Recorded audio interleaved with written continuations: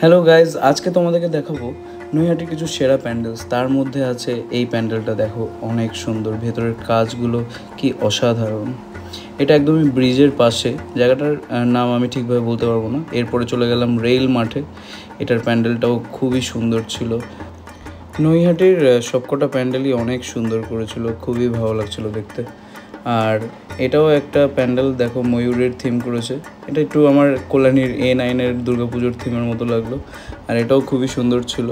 তারপর এটা চলে গেলাম লোহাঘাটের যে পুজোটা হয়, একটা রাজস্থানী থিম করেছে, যা মনে হলো আমার দেখে খুবই সুন্দর লাগছিল।